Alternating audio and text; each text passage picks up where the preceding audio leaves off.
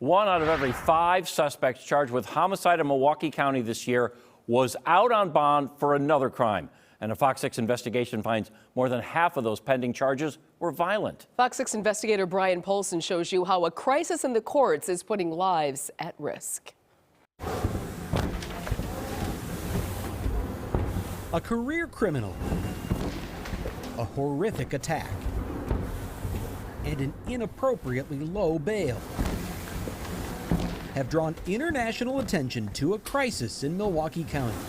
This is a system issue right now, where massive case backlogs and a spike in violent crime have accelerated the revolving door of criminal justice. and it's only going to get worse. Milwaukee County DA John Chisholm has been under fire since his office allowed Darrell Brooks to post $1,000 bail days before the Waukesha parade attack. The buck stops on his desk. So far, the 5-term DA has brushed aside calls for his removal from politicians like Waukesha Assemblyman Scott Allen. When there are tough things that occur, the response shouldn't be to quit. But Brooks is hardly the only violent criminal released before trial, then accused of killing someone else. Is it possible that other cases like that have happened in the past? It's always possible. Not only is it possible, our investigation finds it happens all the time.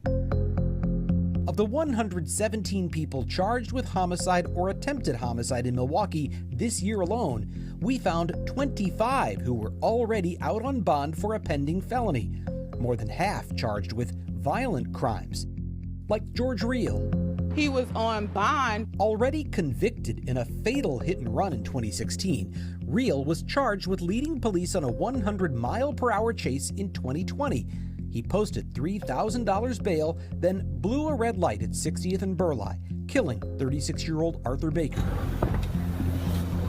Demetrius Pearson was charged in 2019 with shooting at a friend who refused to go on a food run, posted $1,000 bail, and was later arrested for attempting to murder his ex-girlfriend. 16-year-old Angel Ortiz led police on a 6-mile chase that ended when he crashed into a daycare. He posted $750 bail, then at age 17 led police on another pursuit that ended in a fatal crash. There's example after example after example. But there's hardly a more troubling example than that of Daquan McMillan, charged in 2019 with running from police while in possession of cocaine, methamphetamines, and a gun. He was released on a signature bond, meaning he didn't pay a dime to get out, and then prosecutors say he punched the mother of his children in the face, pulled her hair, and choked her until she blacked out. A level of violence that stunned the victim's great-aunt, Eva McClinton. We didn't know that he was doing all these things to her. McMillan was charged with strangulation, battery, and bail jumping. He's financially challenged, unable to post any bail. This is a recording of his first appearance in court, where Assistant DA Carol Manchester recommended $500 cash bail. The defense asked for another signature bond, and Court Commissioner Dewey Martin split the difference. Court is going to set cash bail at $250. If you think that sounds low, you're not alone. It's only $250, right?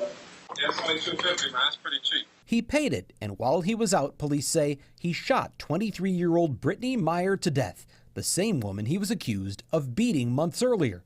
And he did it right in front of their children. They keep saying, where mommy at? Where mommy?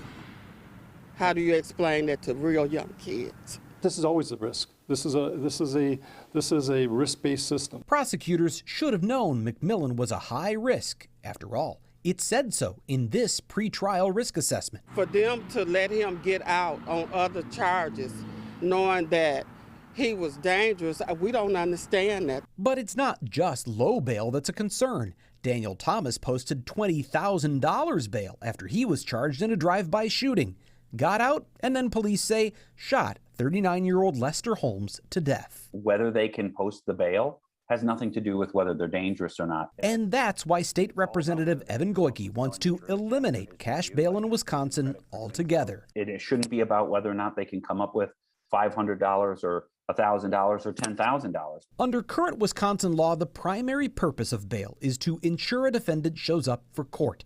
Public safety is secondary, if it's considered at all. Goyke wants to flip that system on its head. Does this individual pose a threat? to anyone in the community. So does Brett Tolman. And if the answer is yes, then you hold them. The former U.S. attorney from Utah is now the executive director of Right on Crime. You think there ought to be more attention paid to the danger someone poses than the amount they can pay? That's absolutely correct. Both Tolman, a conservative, and Goyke, a Democrat, want to create a system that allows for pre-trial detention based on public safety risk. A system, they say, could have kept Darrell Brooks behind bars instead of behind the wheel. So it's very tragic because it could have been avoided. A system that prioritizes danger over dollars. It's only $250, right? Yeah, it's only $250, man. That's pretty cheap. A system that might have saved Brittany Meyer's life. She would still be here. She would still be here, and we wouldn't be going through this heartache. By putting a stop to the revolving door. When Daquan McMillan was arrested in 2019, prosecutors requested a $5,000 cash bond, but the court reduced it to a signature bond, meaning he got out for free. The next year, when he was arrested in 2020 for domestic violence, the state requested $500 cash bail, just 10% of what they asked for the year before. When I asked D.A. Chisholm why and if he thought that was an appropriate bail request, he didn't respond to my question. You can see the DA's comments on all of the cases we profiled at fox6now.com and on the Fox 6 News app. In Milwaukee, Brian Polson, Fox 6 Investigators. And you can rest assured Brian and the investigators will be pursuing this further. Well, this is